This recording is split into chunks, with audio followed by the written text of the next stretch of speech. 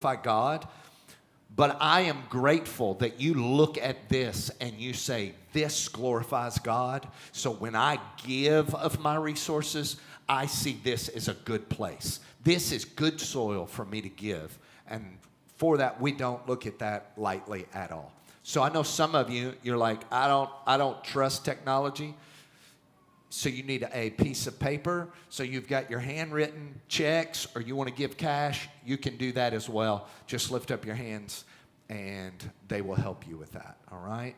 So, amen, hallelujah. A couple things I wanted to make sure as well while you're taking care of that.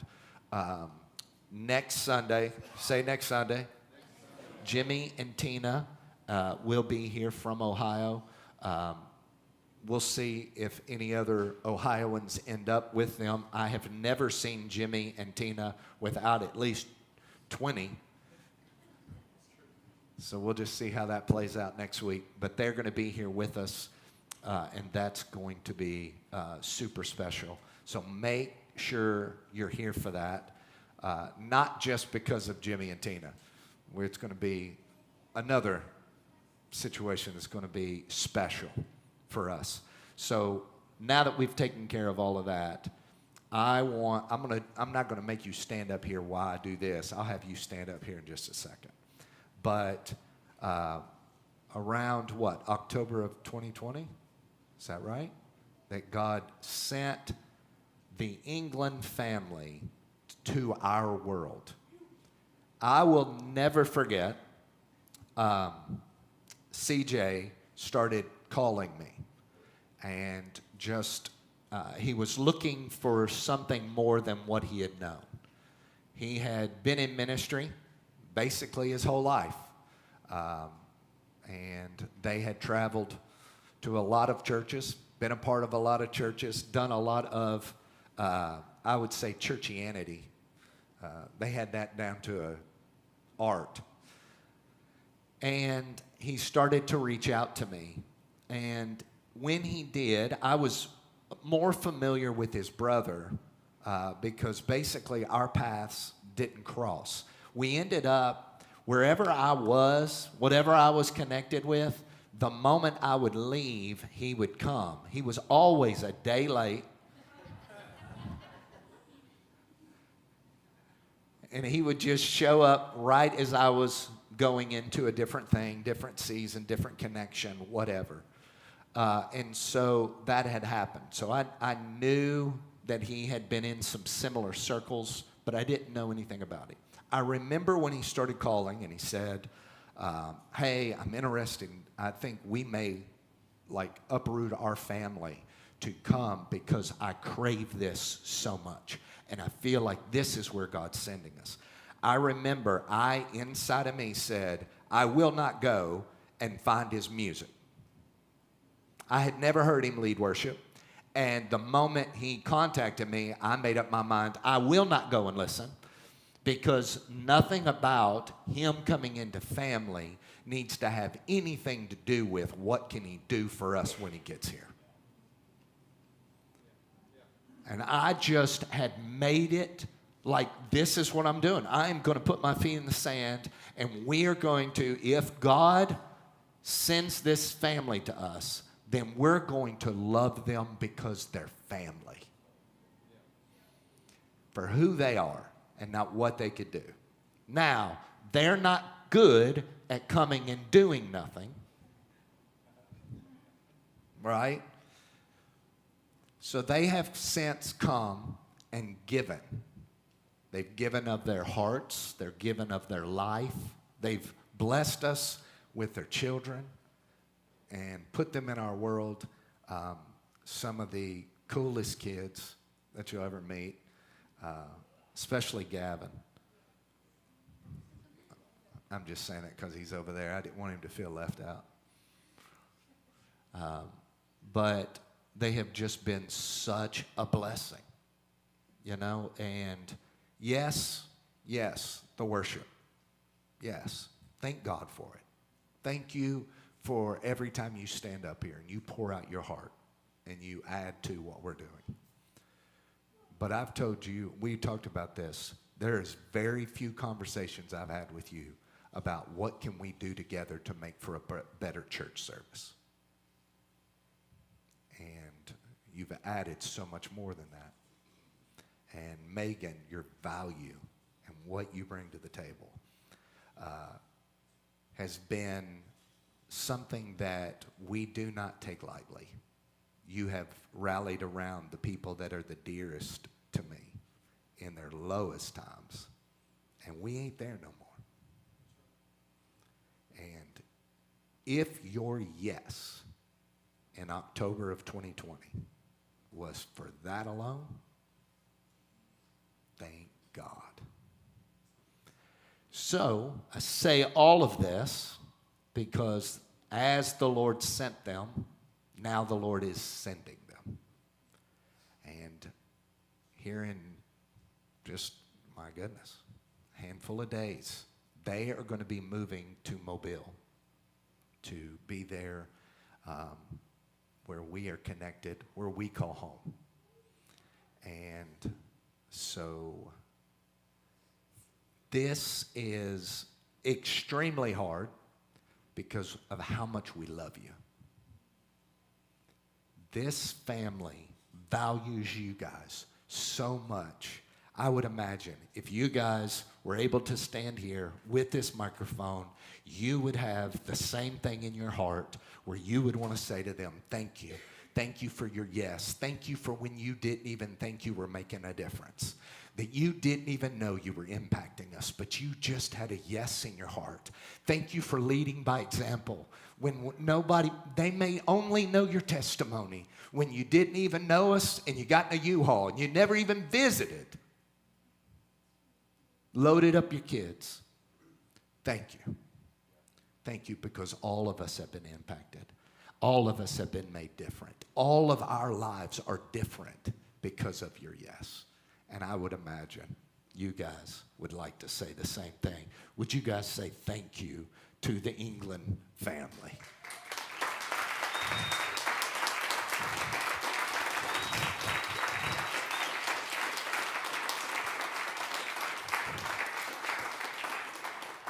CJ, Megan, kids, if y'all want to, you can come up here and stand too. CJ had a speech that he wanted to give, but I want you guys just to come and hear and stand. Sarah Beth, will you come, baby?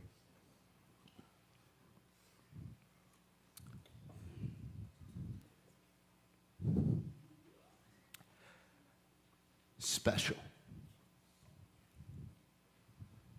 Special.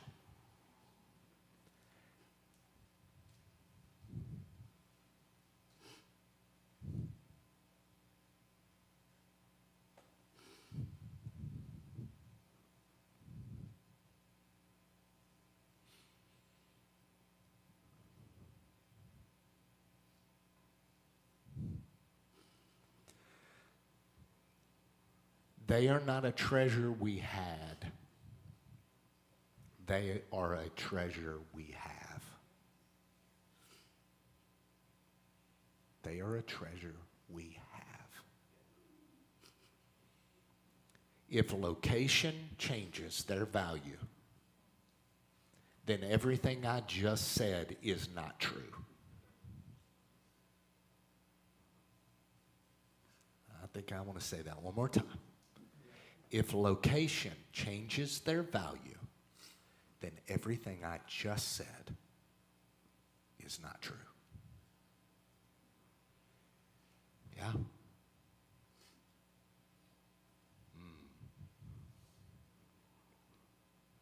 DJ, you want to say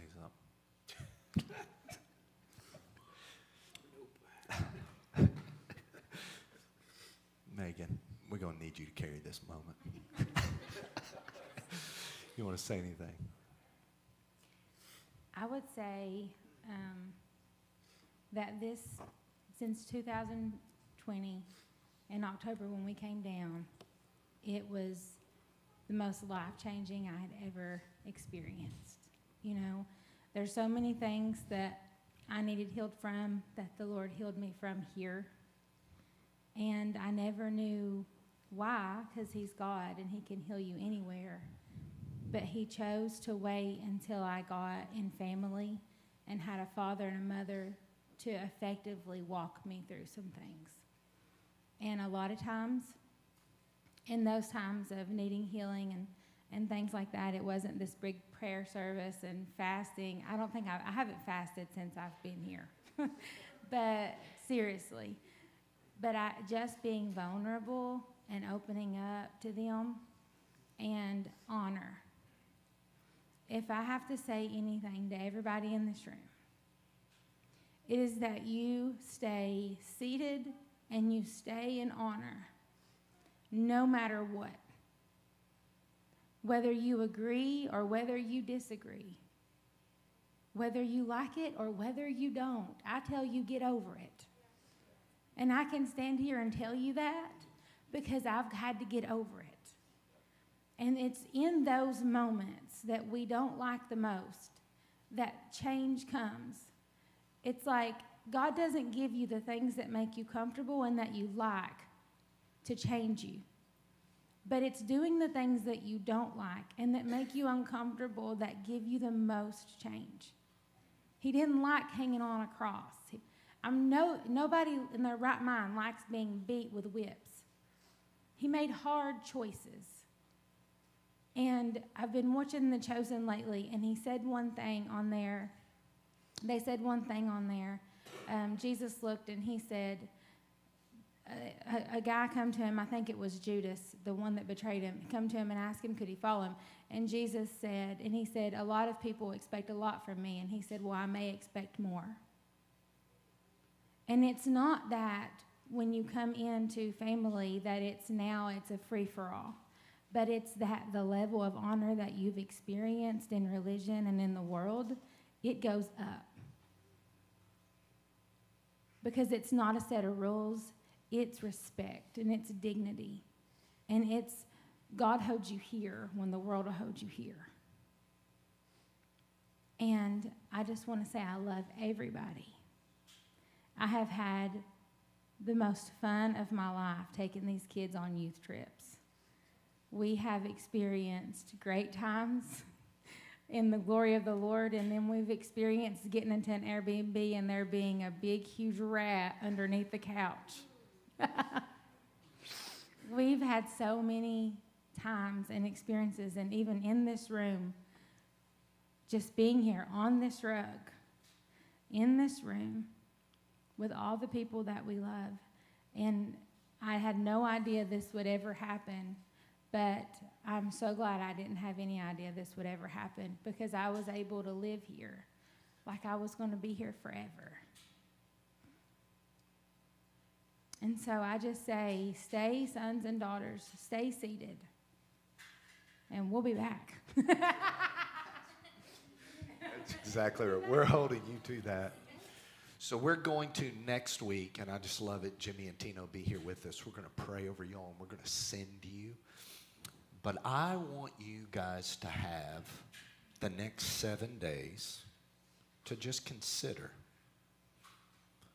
I don't know if it's a card, a gift, whatever. But just tell them thank you. Yeah? And here's something. We've had a lot of time to talk to your parents, but I want you kids to hear something. You always have a place here. There will always be a seat at our table. We will always be behind you, rallying you, cheering for you, believing in you. You're a big deal. You know? That's the thing. I didn't need a worship leader. We love your family. So guys, as you go, know that while you're gone, we're still thinking about you, praying for you, believing in you. So you go with every dream in your heart, and you know how much you're loved, and you better bring your butts back here. You better to come see us. All right? So we'll do some more of this next week. But one more time, will you guys give them a hand as they...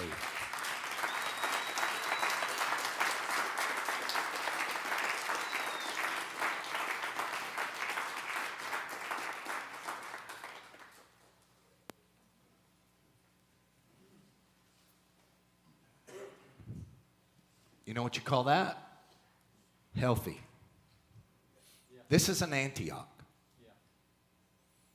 God is going to send us people that need us to rally around them. And they're going to be gifts in different places at different times. We've experienced this. And so I need you to understand, you know, when we first, we're talking we were talking about this when we were just dreaming about what this ministry was and what God was calling us to come and to birth in Hardin County. I'll never forget, it was in a baptism, and Damon, he turned to me, and in the middle of this nasty creek that's full of snakes, by the way, they had people stationed to make sure up and downstream that there was no water moccasins coming. I was not aware of that, or I would not have been in this moment. I would have missed this life-changing, defining moment in my world. Nevertheless, I was in there, and he was baptizing. We were just having this glorious moment. There were probably 1,000 teenagers there in the water getting baptized. And in the middle of it, he turns and he says, "It's sooner than you think. And it's going to be organic. And this place will be an Antioch." At that time, I didn't know a whole lot about what that would mean. The term Antioch. And if you go, just FYI, there's 2 Antiochs in Acts, but the specific Antioch that he was addressing was home. It was home base. The language that we've grown into is, it's like the hub of a wheel with spokes that go out to all different places with all different reach and impact and effectiveness. And the good thing about a hub is they can come in and they can go out. And guess what? You can always come back in. If it's for a week, a month, whatever, you always can do this. It's just like this, because that's what we're here for. God didn't call us here to build the biggest church in town. He called us here to build a healthy home where people can come and get healthy. I might say that one more time. He called us to build a healthy home where people can come and get healthy.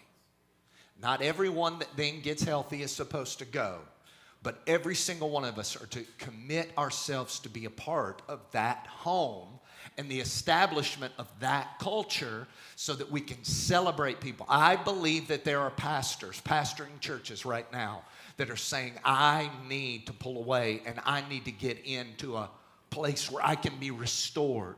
And we're going to be able to be that for them. They're going to in turn be able to go and birth ministries and do things that are far outside of our reach and our scope. They won't impact our thing, but they will impact the kingdom. And that is what it's all about. Yeah.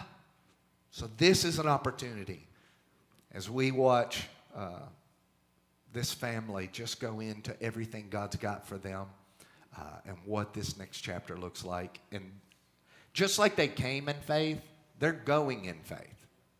They're not going to another ministry job. They didn't get a raise or a promotion or anything like that. It is not that at all. It is simply the wind of the Lord. And they're just going to go there and trust God like they did when they got here. Yeah? And we're going to be rooting them on. Amen? All right. So I want to take a little bit and share some things. been talking a lot about the tending of our hearts. God created the garden. He actually planted the garden, which is a key word for you to pay attention to in the scripture. He planted the garden, and then he placed the man inside the garden that he had planted. So think about this. What does he say to the man? He says to the man, I want you to tend, say tend, and keep, say keep, the garden. I want you to understand this. There are things that God is planting in your life, but you will not keep what you do not tend. Every encounter, experience, word, revelation, moment with God that just seems life-altering, it is destined to be uprooted from your life if you're not willing to tend to it. A phrase that I have been saying lately is embrace with endurance. Like what Scripture says, hold fast to the promises. Hold tight. Cling to the promises of the Father over your life, over your family, over your health, over your future. Just cling to them. I know that some, even as I was in this service and I was just talking about leaning into Abba and all of those things, I find myself just gripped as I see some that it's almost like you can visually see disappointment. And it is impossible to not have that come your way. But for you to get out of it, you're going to have to lean into the truth.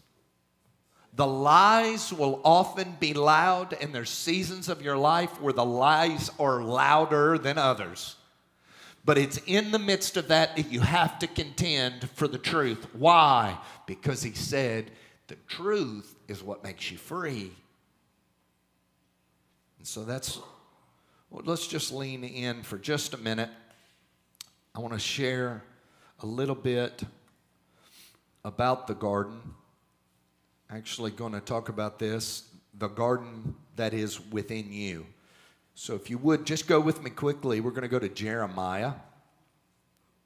Jeremiah, I'm going to look at chapter 31,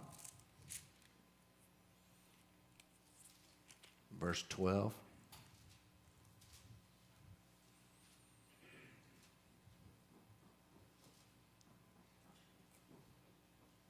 Therefore they shall come and sing in the height of Zion, streaming to the goodness of the Lord, for wheat and new wine and oil, for the young of the flocks and the herd.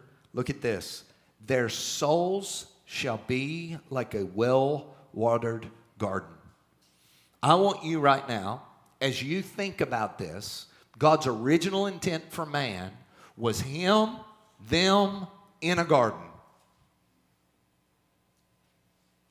Think about that. Now, we are living in the age where God isn't trying to get us back to the Garden of Eden. He longs to walk with us in the garden of our hearts. The God that orchestrated, planted a garden in a location in the earth is now longing for that garden to grow up on the inside of us. We are that garden. It's within us. And just as it was planted in Genesis, it is now planted within us. So looking at this, go to Song of Songs, chapter 2. If y'all can't find it, just ask Megan. She'll show you. Inside joke, inside joke.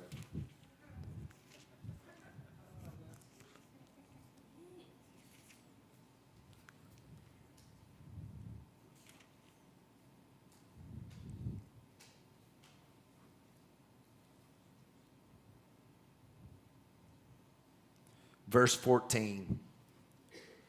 For you are my dove, hidden in the split open rock.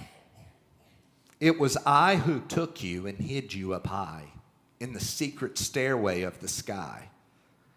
Let me see your radiant face. Let me hear your sweet voice. How beautiful your eyes of worship and lovely your voice in prayer. You must catch the troubling foxes, those sly little foxes that hinder our relationship, for they raid our budding vineyard of love to ruin what I have planted within you. I would just underline that. They come to ruin what I have planted within you. Then he asks this question, will you catch them and remove them from me? And this next statement, another one you want to underline, highlight, circle, put a star by, whatever you want to do, but make sure that this one jumps off the page at you every time you open it. We will do it together. There are foxes that are coming into our world and into our life with one agenda. They are coming to keep the fruit of the Spirit from growing up and flourishing in our lives. I love what this all starts with in the verses that I just read. It opens up in verse 14 where it says, I have hidden you, or I take you and I hide you up high in the split open rock. I want you just to note that. Jesus is called the stone that the builders rejected. I want you to remember in the story of Moses, Moses asked to see God's glory. God responds by putting him in the cleft of the rock, and he goes by him, and it says, in fact, the wording there is it says, and God had his goodness, or he let his goodness pass by Moses. The glory of God is the goodness of God. You need to get this. The glory of God is the goodness of God. His goodness is his glory. We talk about the whole world being filled with the glory. We talk about God, bring your glory and let your glory be seen in the earth. All of these things. Guys, here is the glory of God. This is the sum of God being glorified, lifted up, and to be seen for who he really is. It's the understanding that the glory of God is the goodness of God. So Moses, someone standing there in utter fear, with this belief that if I see God, I'll die. All of these things. But even in the midst of that says, God, show me your glory. I want to see you. And he shows him by letting his goodness pass by. In that moment, where is he at? He's in the cleft of the rock. Jesus being the stone that the builders rejected, the cleft or the split open of the rock is the side of Jesus that was split open for us. It's what happened on the cross. So what Moses was looking for, what he was given in the answer, where God said, okay, you want to know my goodness? You need to get into the split open part of the rock. This is the answer of my glory. And this is where you actually do get to see me. You're going to see me in this picture that I'm painting right now. The answer from the beginning was Jesus.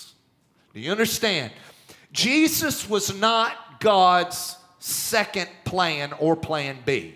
It wasn't like God had a plan A, I'm going to create man, they're going to listen, they're going to do what they're supposed to, and all of that. No, he said from the foundation of the earth, the Lamb was slain.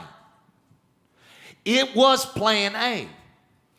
All throughout, the story starts with Jesus. Do you understand? It starts with Jesus. You want me to show you? Okay, I will. Here's how the whole story starts. God makes Adam.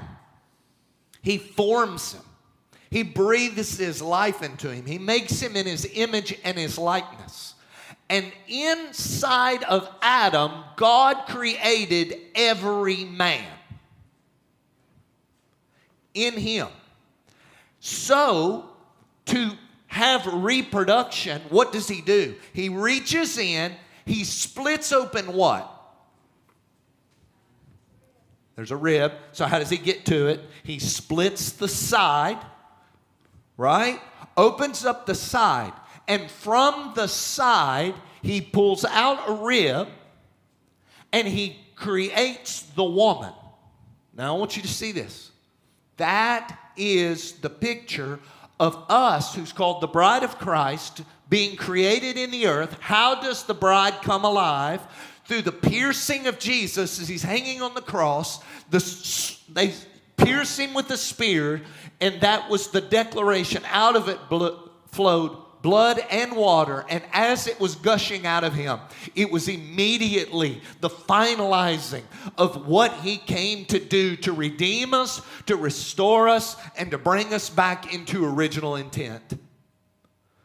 So in the beginning, the picture of the bride coming into the earth is the announcement of what Jesus is going to do on the cross. It's all throughout. You go through Genesis, you're going to see Abraham, who were all called the children of Abraham. You're going to see Abraham come on the scene, believe God for a son. He gets a son, and in the midst of it, he is told, I want you, Abraham, God speaks, I want you to take your son. I want you to sacrifice him for me. Now that sounds like a crazy story. Number one, there's some things that can bring that into context, which is they lived in an age where there were people that would actually kill their children to appease false gods. Here Abraham is, and he's believed God for a promise, and he gets a son. And God says, Abraham, I call you friend. But if you're going to be my friend, you got to know my heart. So I want you to do this, Abraham. I want you to take your son, and I want you to take him up to the altar, and I want you to sacrifice him for me. Now you need to understand, Abraham is doing this action in obedience to God, but he had already said, we will return. He knew, I don't know how this plays out, but I know that I have my son. He's my promise. God's got this, and we're both coming back. But I'm going to walk this thing out in obedience to God. So they both go up on the mountain. He lays his son down on the altar, just like those that had done it before in an attempt to appease these false gods. And in the moment, it says God stops him. He looks over and he finds a ram in the bush. And he says, no, don't sacrifice your son. I have provided one on his behalf. We're later told Jesus is our ram in the bush. What does Abraham learn as God's friend in that moment? He says, I want you to know what my heart feels like in providing for you that ram. I'm the one that will literally take my son up. My son's literally going up on behalf of you, and he's going to be the redemption of man. It's not plan B. It's not let's fix what they've messed up. It was from the beginning. Jesus was the announcement of the heart of God. You go throughout the Old Testament, there's a lot of things that people say, man, God's like this and God's like that. God does this to people and God destroys people and God's angry with people. And then it's all because of their sin and there's destruction and people are getting what they deserve and evil and all of this. And then all of a sudden Jesus comes and he shows the good side of God. And unfortunately what we've missed is God is not fickle. He's definitely not bipolar. And he did not spend the first 4,000 years angry.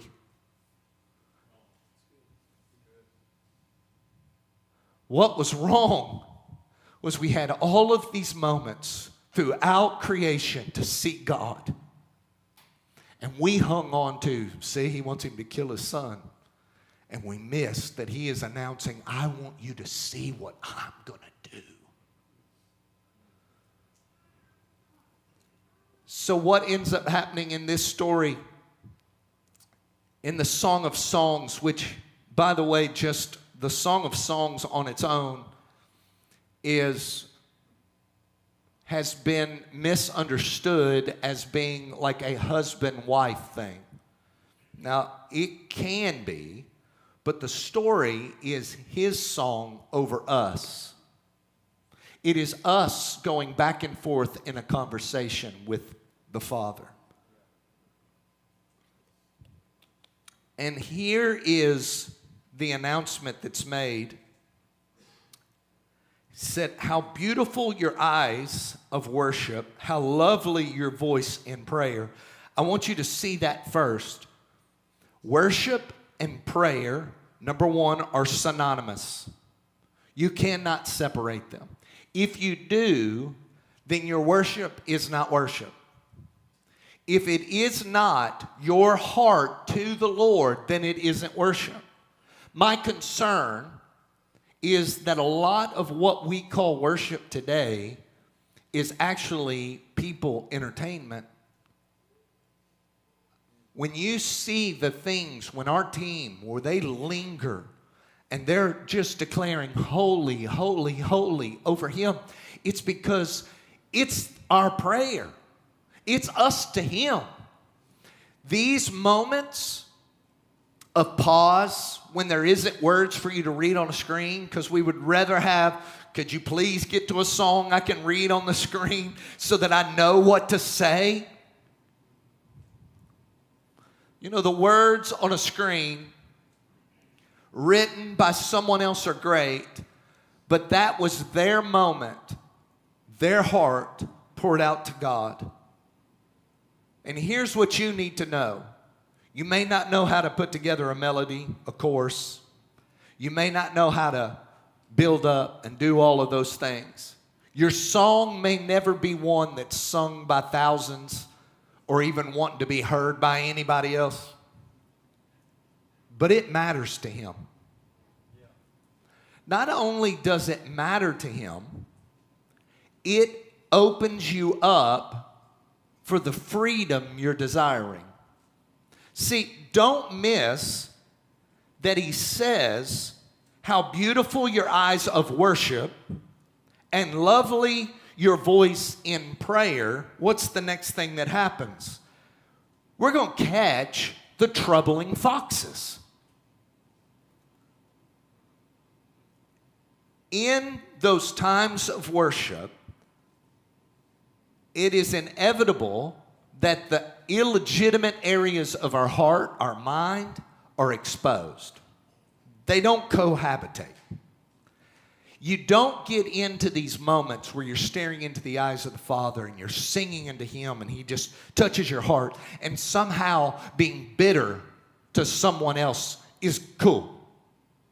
I have found that the greatest moments of healing, especially in relationships and different things like that, you can be butting heads with people. You get rocked in God in the same service. You don't leave there still mad at each other. It's like the stupid fox that was messing up the fruit of the Spirit being birthed in your life gets revealed and he loses his hold. The same thing can happen in every illegitimate area of our life. We don't come in here and worship so that we can build up to the preaching. We don't come in here and have these times for any other reason than number one, this is number one, say number one. Number one is him. Number one is him.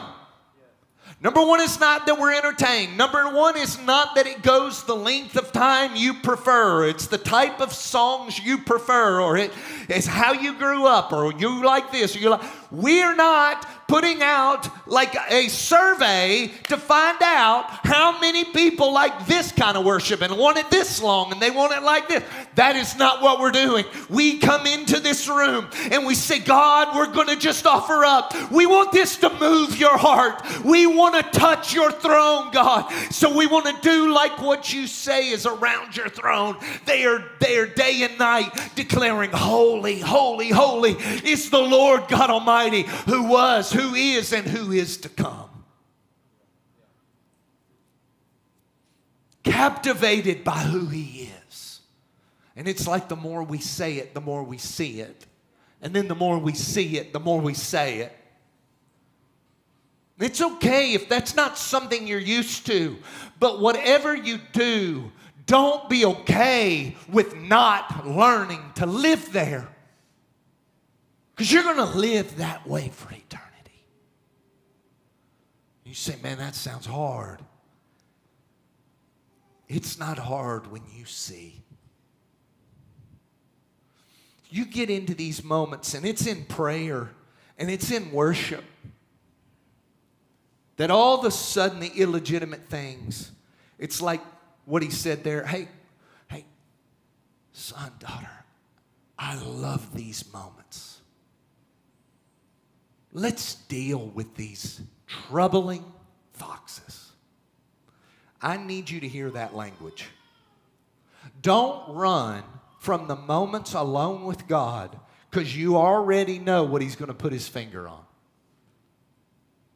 How many times have you been like, I know the issue. I ain't even going to try it. I ain't even going to go there. I got stuff weighing on me. I'm mad. I'm disappointed. I'm whatever. So I'm not even going to move into that moment. We excuse it with things like, man, if I even tried to worship right now, if I even tried to, I would be a hypocrite. No. Worshiping, regardless of what you feel like, is not hypocritical. It's called honest. If I worship him based upon how I feel or based upon what I've done, then I'm actually including myself in the deserving of the moment. Do you hear what I'm saying? This isn't about me. I don't worship him because of how good I am. I worship him because of how good he is. That's what I do, and that's why I give him glory. And in those moments, all wrong things come in alignment.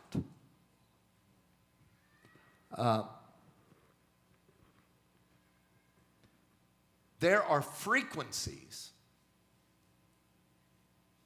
that will adjust you.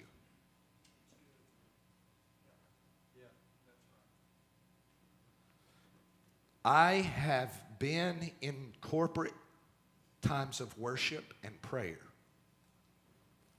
where I have had my heart all over the place. And it's like you just get in a room where people are just lifting up his praise, declaring his goodness, giving him what he deserves. And it's like in those moments, these areas that had just been a little out of kilter go, whoo, and line up. Wrong thinking about myself, wrong thinking about my situation, my circumstances, other people, whatever it is, all out of line. You get into these moments and it's like, shoo, everything lines up. I'll never forget when Sarah Beth shared this story about Josie. Josie went a long time without being able to walk. And that was one of those things that we had just desired for her, that would come to pass and that miracle would play out. And Sarah Beth had been talking to a doctor, and the doctor, or the one that was making the braces, or has something to that effect. I will say the part that matters correctly, and I'll just fake the rest of them. So what ended up happening was The gist of it was is that the talk was that Josie, because of weakness in different parts, that there was a alignment problem. And that if you take the brace and you put it the way that it needs to be and it's structured just right for her, then it makes everything aligned and then she can just take off. Basically saying what you see she can't do now, if we can get it all aligned, she's going to be strengthened and equipped to do what she currently can't do. It's not like she didn't have what she needed to do what we were believing for her to do. She just needed it all in alignment. Alignment is necessary for every single one of us. And I just wonder how many of us